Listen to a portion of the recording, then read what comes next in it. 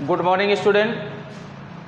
Today we are talk to the topic of ammonia in the lesson of nitrogen family. आज हम nitrogen P block के nitrogen परिवार से ammonia के विषय में डिस्कस करने जा रहे हैं। लास्ट वीडियो में नाइट्रोजन के टॉपिक को डिस्कस किया था। आज हम अमोनिया के टॉपिक को डिस्कस करने जा रहे हैं। देखिए, अमोनिया का मॉलिक्यूलर फार्मूला होता है NH3 और इसका मॉलिक्यूलर मास 17, नाइट्रोजन का 14 होता है और 3 हाइड्रोजन है तो 14 और 3 17।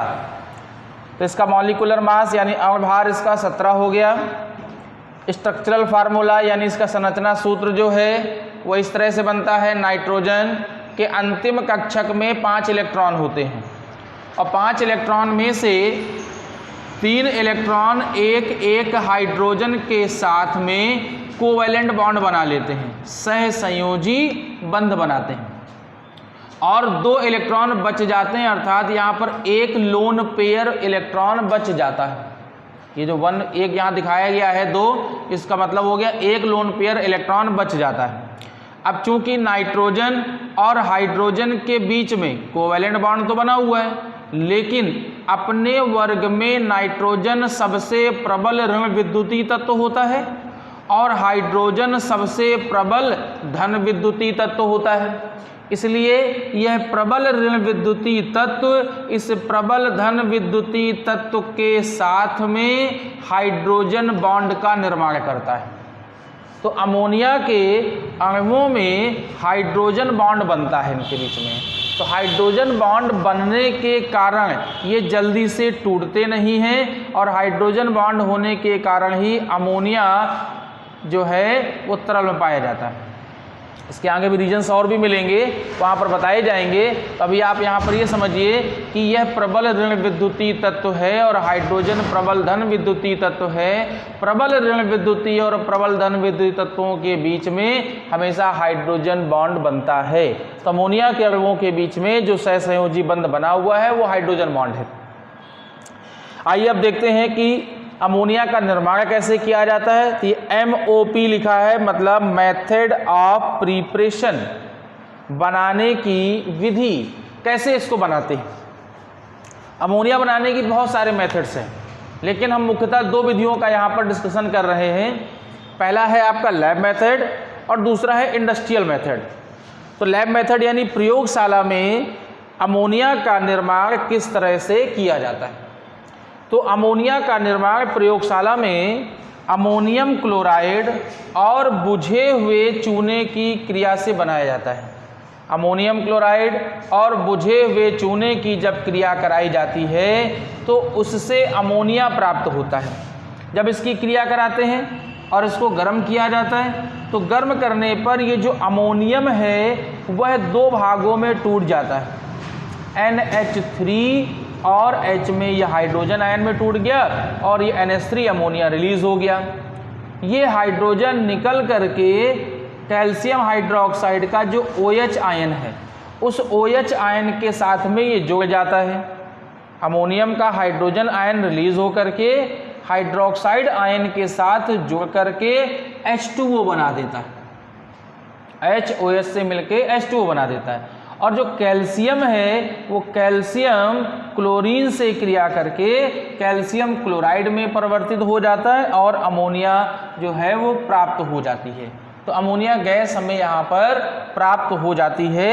ये लैब मेथड यानी प्रयोगशाला में अमोनिया का निर्माण इस तरह से किया जाता है। लेकिन अमोनिया चूँकि हमारे लिए बहुत अधिक उपयोगी गैसों में से है और अमोनिया का बहुत अधिक उपयोग हम अपने स्वयं के लिए भी करते हैं, इसलिए प्रयोगशाला से बनाई गई अमोनिया से हमारा कोई भला नहीं होता। अमोनिया को अधिक मात्रा में प्राप्त करने के लिए उसका इंडस्ट्रियल प्रोसेस तैयार करना जरूरी होता है, यानी उद्योगों में अमोनिया को बनाना बहुत जरूरी होता है। तो अमोनिया उद्योगों में अमोनिया का जो निर्माण है वो हैवर प्रोसेस के द्वारा किया जाता है, यानी कि हैवर विधि से अमोनिया का निर्माण किया जाता है। आइए देखते हैं कैसे करते हैं। हैवर विधि से अमोनिया बनाने के लिए सबसे पहले जो एटमॉस्फेयर है उस एटमॉस्फेयर से नाइट्रोजन को प्राप्त कर लिया जाता है और जो वाटर गैस है उस वाटर गैस से हाइड्रोजन को प्राप्त कर लिया जाता है। वायुमंडल से नाइट्रोजन को, भाप अंगार गैस से यानी वाटर गैस से हाइड्रोजन को प्राप्त किया जाता है। फिर इन्हें 1:3 के अनुपात में लेकर के, मतलब नाइट्रोजन का 1 मॉलिक्यूल और हाइड्रोजन के 3 मॉलिक्यूल, इस रेशियो में लेकर के इसे कंप्रेसर में भेजा जाता है। कंप्रेसर जो उसे कंप्रेस्ड कराता हो यानी दबाता हो, तो कंप्रेसर में भेजा जाता है जहां पर इस पर 200 वायुमंडलीय दाब तक इसे कंप्रेस्ड किया जाता है। कंप्रेस्ड इसलिए करते हैं क्योंकि जो नाइट्रोजन गैस है वो हाइड्रोजन से 14 गुना भारी होती है। तो हाइड्रोजन हल्की है और नाइट्रोजन भारी गैस है। अगर एक हल्का है तो वो ऊपर रहेगा, जो भारी है वो नीचे रहेगा। तो दोनों का आपस में मिलन कैसे होगा? दोनों आपस में कैसे मिलेंगे? जब तक मिलेंगे नहीं, इनकी आपस में क्रिया होगी नहीं, और होगी नहीं तो अमोनिया बनेगा नहीं। इसलिए पहले इसे लगभग 200 वायुमंडलीय दाब तक इन्हें कंप्रेस्ड कराया जाता है, दबाया जाता है इसे, ताकि जो हाइड्रोजन है वो नीचे की ओर आए और जो नाइट्रोजन है वो ऊपर की, यानी दोनों आपस में मिक्स हो जाए।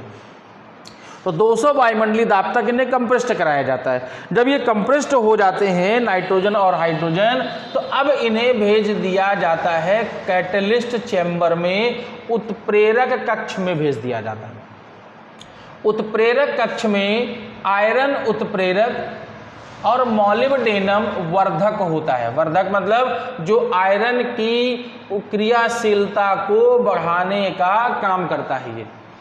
तो आयरन उत्प्रेरक और मॉलिब्डेनम वर्धक की उपस्थिति में इसे लगभग 500 डिग्री सेल्सियस तापमान तक पहले से ही इस उत्प्रेरक कक्ष को गर्म रखा जाता है।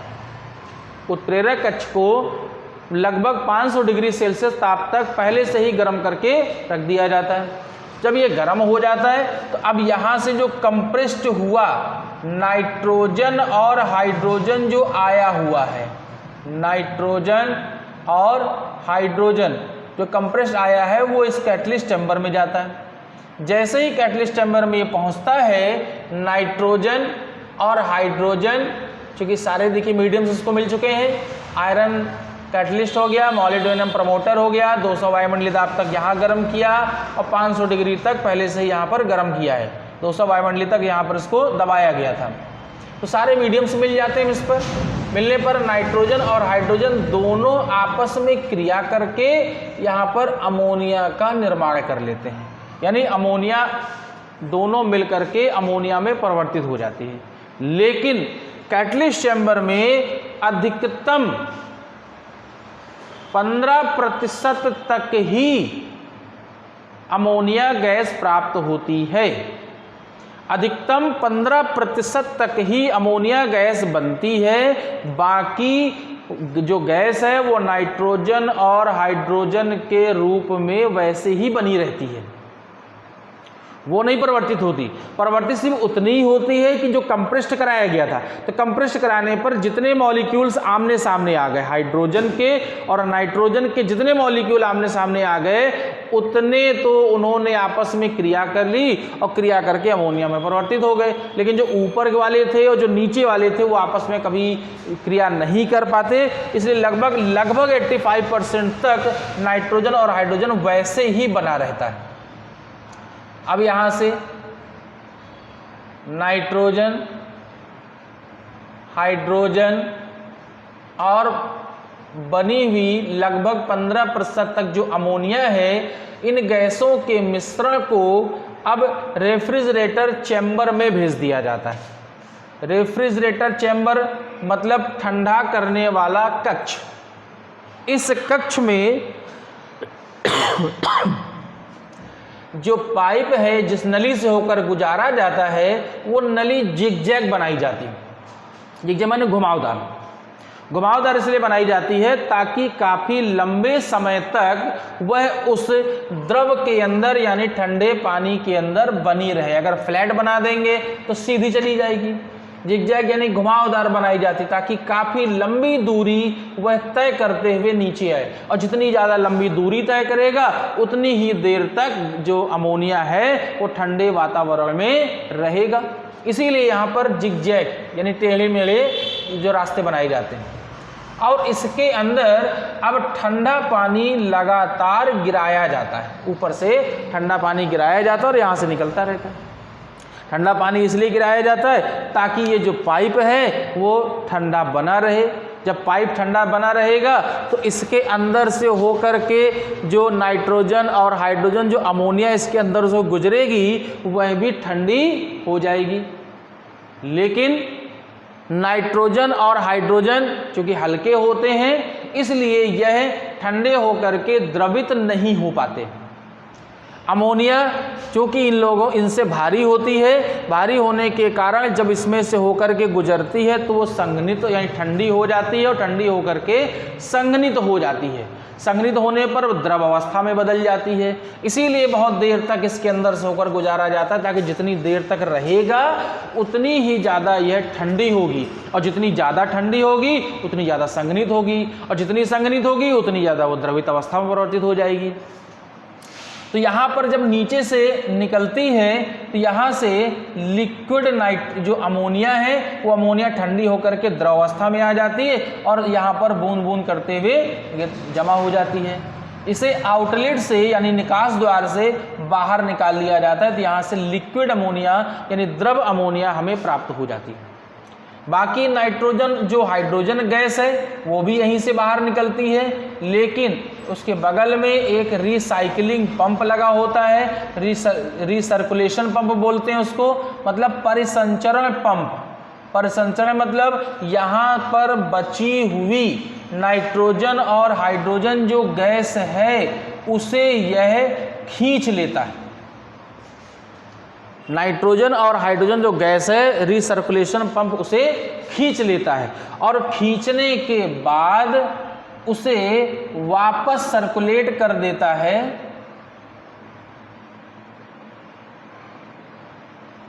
नाइट्रोजन और हाइड्रोजन को वापस सर्कुलेट कर देता है। कहाँ के लिए? उत्प्रेरक कक्ष के लिए। तो यहाँ से जो नाइट्रोजन और हाइड्रोजन शेष बच रही थी उस बचे हुए नाइट्रोजन और हाइड्रोजन को वापस उत्प्रेरक कक्ष में फिर से भेज देता है ये, और यहाँ पर पहुँच करके पुनः वही क्रिया होने लगती है जो पहले हो रही थी। तो इस तरह से हर एक प्रक्रम पर हमें लगभग 15% तक अमोनिया प्राप्त होती रहती है, और जो 15% अमोनिया यहाँ से जो नाइट्रोजन हाइड्रोजन कम होता जाता है वह 15% यहाँ से वापस इसके अंदर पहुँचता रहता है। तो 15% यहाँ से हर एक चरण में पहुँचता रहेगा और अमोनिया बनती रहेगी। तो इस तरह से हैबर विधि के द्वारा अमोनिया का निर्माण कर लिया जाता है। इससे हम अमोनिया की बहुत ज़्यादा मात्रा प्राप्त करते हैं। आई होप सभी को ये टॉपिक अच्छे से समझ में आ गया होगा। फिगर की अच्छे से प्रैक्टिस कर लेंगे। जो मैंने डिटेल इसकी बताई है उस डिटेल को अच्छे से वीडियो को रिवाइंड कर करके आप सुने और उसे अपने शब्दों में अपनी कॉपी पर नोट कर लें हेडिंग वाइज। फर्स्ट हेडिंग डालेंगे compressor, second catalyst chamber, third refrigerating chamber और फोर्थ में रिसर्कुलेशन पंप। इन 4 हेडिंगों के अंतर्गत इस पूरे टॉपिक को आप लिखेंगे और तैयार करेंगे। नेक्स्ट वीडियो में इसके फिजिकल और केमिकल प्रॉपर्टी आपको दिए जाएंगे। तब तक के लिए हैव अ नाइस डे।